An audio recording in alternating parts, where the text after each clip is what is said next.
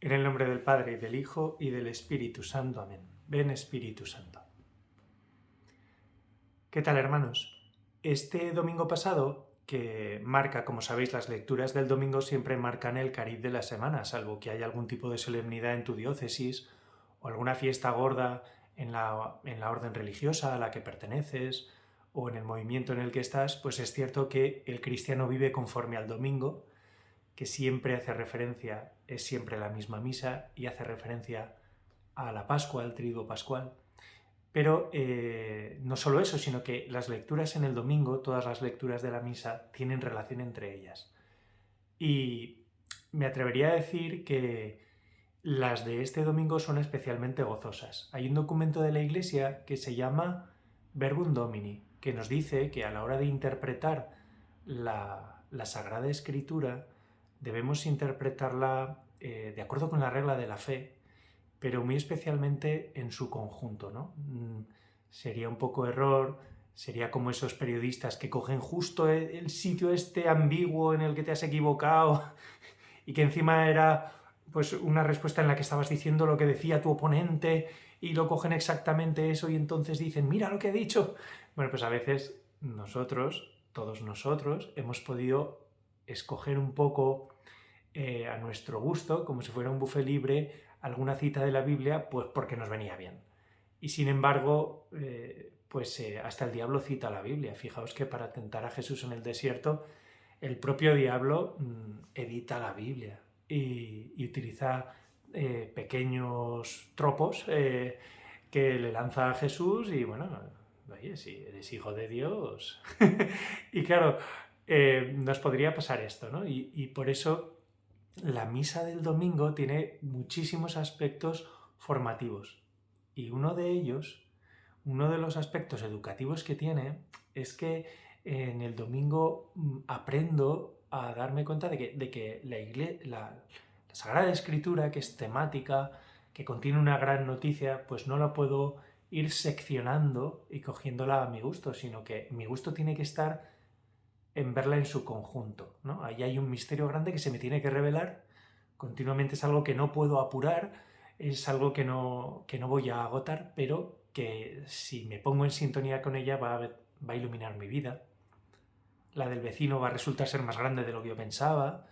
En fin, es una experiencia bonita la de ver la iglesia la iglesia, pues vamos a decir, desvelando, sacando de lo nuevo y de lo antiguo, como buena criatura del Espíritu Santo, y reconociendo a Jesús en todas las escrituras. Este domingo, y bueno, ya veis, llevo probablemente más de 2 minutos sin empezar. Este domingo es una de esas veces en las que las lecturas, como siempre, están relacionadas, pero esta vez están gozosamente relacionadas. En la carta a los Corintios, San Pablo se dirige a una comunidad a la cual pues le recuerda que sería un abuso que la Iglesia predicara otra cosa que no fuera Jesucristo y este resucitado, ¿no? Que no hablara del contenido principal de la fe, que es ese querigma, esa noticia buena que realmente se puede resumir en muy pocas frases, en muy pocas palabras, y que a su vez pues sirve de piedra angular. A partir de ahí se puede construir, ¿no? A partir de ahí ya todo es a más a más. Ya la buena noticia se te ha dado. Jesucristo el Señor ha resucitado, está vivo, no está muerto. Murió por ti porque te quiere. Que eso ya sería muy buena noticia. Alguien te quiere tanto que ha dado su vida por ti y vale más que tú. Eso ya es muy buena noticia. Pero es que además está vivo. Y todo lo que decía era verdad. Eso se lo dice San Pablo a los corintios y claro, en el fondo esa verdad que él ha recibido y que él transmite y dice es que este contenido es inviolable, este contenido además no lo debo adulterar, yo te doy lo que he recibido y he hecho experiencia de ello. Sería injusto que en el fondo se nos pidiera algo de lo que no pudiéramos hacer ni la más mínima experiencia, que tuvieras que ser un místico de la pera para que pudieras vivir lo que vive San Pablo. Y sin embargo, San Pablo se lo escribe a toda una comunidad. Y les dice, os recuerdo, bueno, es que esto no está tan lejos de vosotros, esto está a vuestro alcance, esto es lo que os anuncié Y bueno, es verdad, es que a veces vamos a la iglesia y escuchamos las cosas más disparatadas, ¿no? Es como si tuviera uno en la iglesia que aguantar la descripción del sistema de navegación de un misil tierra-aire o cómo se orienta por GPS o por satélites un Tesla Model T. O imagínate que fuera a esa iglesia simplemente a escuchar recetas de comida o a socializar, que es que, bueno, la iglesia da para mucho, pero, pero no al precio de que se deje de hablar de Jesús. Y de una manera convincente, que es ayudándote a reconocerle en tu vida. Habrá personas con una experiencia mística mayor. ¿Será que la necesitan ellos o que las necesitan aquellos a los que van a ser propulsados, ¿no? Y por eso, pues, se te concede una pequeña experiencia de Cristo mayor que la de los demás. Pero no es algo que esté reservado solo a una élite, ¿no? Entonces, este Jesucristo que si nos falta, pues estamos ante un abuso, ¿no? Se está haciendo violencia al que quiere ser creyente si no se le ofrece menos que a Jesucristo. Si se le ofrece menos que a Jesucristo, pues es de lo que habla San Pablo. Pero, ¿dónde haré experiencia de esto? Y vamos al Evangelio y vemos una serie de notas que no están dejadas al azar. Porque en la Sagrada Escritura nunca nada está dejado al azar, y así la Iglesia tiene que irse purificando para que no se nos peguen tontadas y pastiches y vayamos haciendo chorizos, como a veces, con perdón, a veces asistes a rezos del rosario que los chorizos de antes y después duran más que el propio rosario y te despistas. Pues sí, es muy bonita la piedad, pero cuando un rosario dura 40 minutos o tienes que decirlo a toda velocidad porque le has ido poniendo pegatinas, como en un viaje le vas poniendo pegatinas a una maleta, pues yo creo que ahí hay un pequeño abuso, ¿no? Y la Iglesia tiene que ir purificando. ¿Por qué? Para que nada esté puesto porque sí. Yo recuerdo cuando hice con mi amigo Pedro el Camino de Santiago en 2007 y llegamos a la catedral, me llamó muchísimo la atención y me vino intuitivamente la expresión: esto es como una Biblia en piedra, esto es como un libro. Alguien se ha tomado la molestia de ir dando esta configuración a lo largo de los siglos, carísima, con los mejores materiales, con los mejores orfebres y arquitectos. Esto ha sido muy visitado, muy tocado, aquí ha vivido gente, ha dormido gente, supongo que más de uno habrá muerto con el botafumeiro ese enorme. Aquí ha habido muchas celebraciones, la han visitado personas, ¿verdad?, que han quedado marcadas por un lugar que ha recogido tanta historia. Nada aquí tiene que estar puesto al azar, pero al mismo tiempo tenía la impresión de no estarme enterando de nada. Miraba eso con 27 años y decía, lo que veo es que no veo. Veo que se me está escapando la mayor parte de las cosas. ¿Por qué? Porque necesitas que te ayuden a ver. Pedir esto en una homilía de domingo es abusivo. Por eso estos vídeos a veces son un poco largos, ¿no? Y de hecho este vídeo va a tener dos partes. Esta y luego la mollar.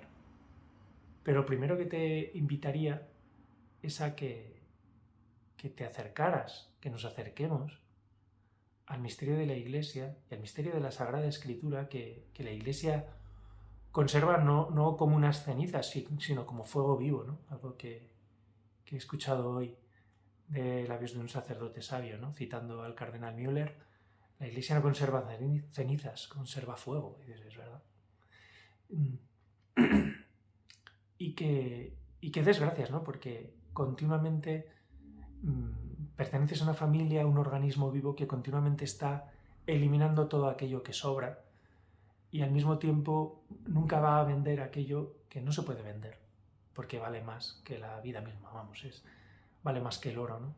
Y que es una línea de vida que permite conectar con el cielo. A nosotros también en nuestra vida, y perdón si te he ofendido con lo del rosario, en nuestra vida se nos pueden pegar muchas cosas buenas, pero que nos separan de lo mollar, ¿no?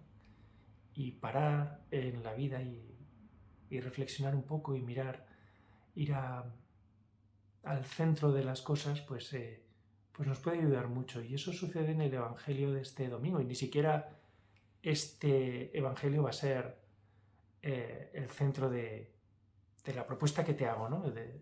Que va a venir en el segundo vídeo, que va a ser una pequeña excursión por el mundo de la liturgia, que tenemos tan delante de los ojos, pero que puede que no nos estemos dando cuenta de lo que allí sucede. Entonces, pero antes de eso, pues, para ponernos en situación nada menos, vámonos a ese lago de Genesaret, en el cual Jesús convoca a la gente y se agolpa en masa, porque les va a explicar el qué. ¿De qué les va a hablar? Pues de lo esencial.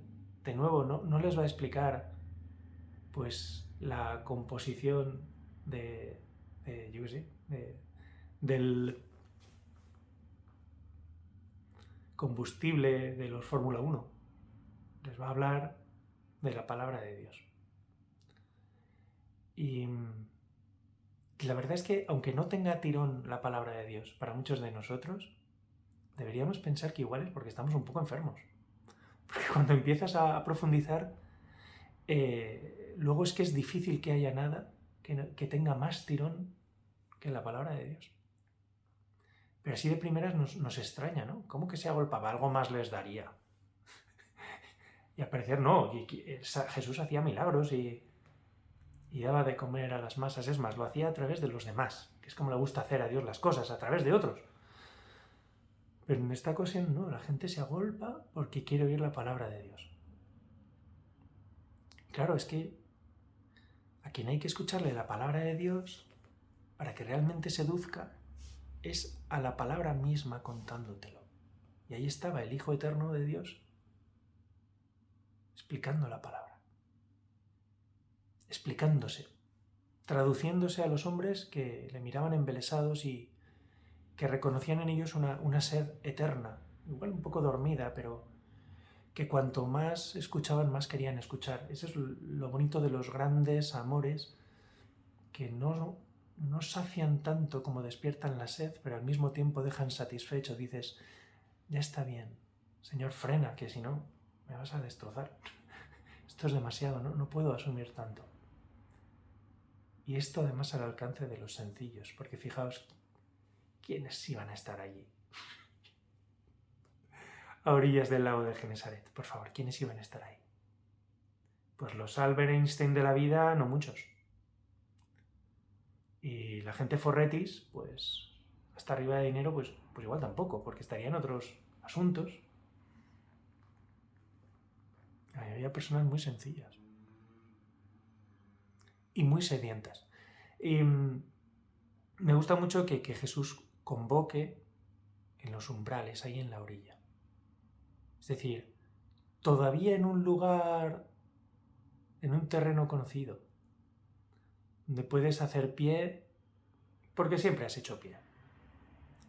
Pero en el umbral de lo que lo cambia todo, ¿no? Y por eso también es bonito que la vida del cristiano empiece de verdad con el bautismo, con las aguas, saliéndose un poco de la orilla. Y disculpa si eres tan cartesiano, que tu poesía es gris y tu capacidad para la poesía se ha quedado muerta, pero Jesucristo es un poeta y por eso está vivo. Bueno, hace poesía porque está vivo. Y su vida entera es poética y está allí porque ninguna posición suya está dejada al azar. Él es el Altísimo, ¿no? Y va ahí a la orilla. Y se monta en la barca de Simón. ¿Por qué a Jesús le gusta sentirse como en casa en las casas de los demás? Él lo ha creado todo, pero no va a violentar tampoco tus propiedades, ¿no? Él no va a entrar si no le dejas, pero si le dejas, has de saber que juegas con fuego, porque va a moverse en esa barca como si fuera suya. Ya para siempre, además. Pero le va a dar incluso un uso distinto a partir de determinado momento esa barca va a ser la iglesia y va a servir para pescar a personas que estábamos muy perdidas y que necesitamos una y otra vez, ¿verdad?, ser repescados. Bendita repesca, que nunca la quiten. Que exijan lo que quieran en los exámenes, pero que haya repesca. Y se monta en la barca y tú ponte en situación de Pedro, que estaría allí repasando, lavando las redes y que de repente Dios mismo le está pescando y lo está lavando por dentro. Bueno, todavía no, pero le va a llegar. Jesús le va a hacer pescador, pero para eso pues ha de quedar más limpio aunque las redes que Pedro está limpiando, con sus familiares, con sus amigos, con sus compañeros de trabajo. Cuando Jesús termina, Pedro ya sabe guardar silencio. Y esto nos hace muchísimo bien. Y ha aprendido en el silencio de la escucha y del pensar, ¿verdad? Ha aprendido a fiarse de la palabra de este Señor. El hecho de que no haya pescado nada en toda la noche no anula su capacidad de argumentación, sigue utilizando la cabeza, sigue pensando. Y de hecho, cuando Jesús le dice, venga, rema mar adentro y echa las redes, echad las redes. Tú remas y echáis todas las redes. Él utiliza la razón hasta donde le alcanza. Y le dice, si es que no hemos pescado nada en toda la noche, pero su razón está ya abierta, está siendo fecundada por aquel que tiene una razón siempre mayor, porque Deus mayor est, semper mayor est, siempre es mayor, siempre el más grande.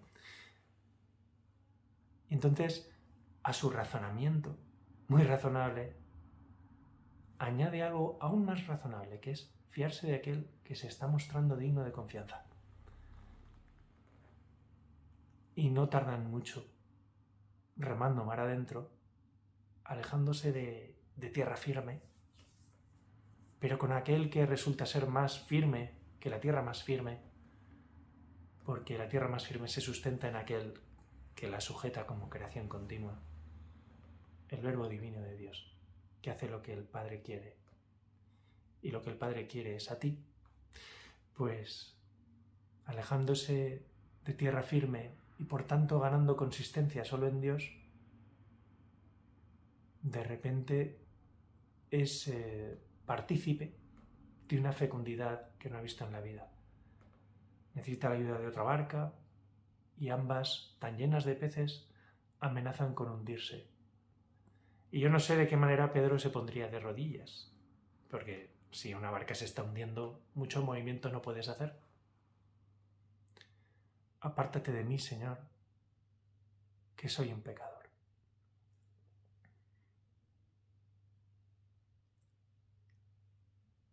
Pedro ha aprendido a fiarse de aquel que en su barca se sienta como maestro y explica la palabra. Y como rey del universo, en un trono improvisado, que es esa tablica de popa de la barca de Pedro, da la orden, rema mar adentro y echad las redes. Y yo creo que la vida es continuamente esta conversión, ¿verdad?, a un Dios siempre mayor, que aún así va a acudir siempre a la orilla de nuestra vida. No hay situación tan desesperada que Dios no vaya a acercarse a ella y proponerle lo que cada uno puede hacer desde la barca. Si Pedro tenía una barca, desde la propia vida, quiero decir, si Pedro tenía una barca, pues que la use. Hoy que es lunes de la quinta semana del año par, pues veremos a personas que no tienen ni barca. Pues un montón de personas tullidas que ponen a Jesús en las plazas para que Jesús a su paso, como esa vida, como ese río que baja del templo, ¿verdad?, en la visión del profeta, los sane, que recuperen la salud. Pero Pedro va a hacer mucho más que eso. Pedro va a ser un canal de gracia muy grande. De nuevo, ¿cuál es el problema? Lo dejamos para el vídeo dentro de... Bueno, ahora me voy a celebrar la misa y después espero venir con fuerzas para grabar la segunda parte, pero esta primera parte ya está muy bien. Igual ya has hecho un poco experiencia de Dios o recordado aquel momento en que la hiciste. Pero aún te lo voy a poner más fácil porque las 3 lecturas de ayer y el Salmo, delante de los ángeles tañeré para ti, Señor. Ahí te he dado una pista. Delante de los ángeles tañeré para ti, Señor. Todo estaba relacionado, mira. Ya me llaman para ir a confesar. Todo está relacionado. Te propondré en el siguiente vídeo dónde puedes hacer experiencia de esto que le pasó a Pedro. Y fíjate en las posturas de Jesús y de Pedro. No digo más. Nos vemos luego.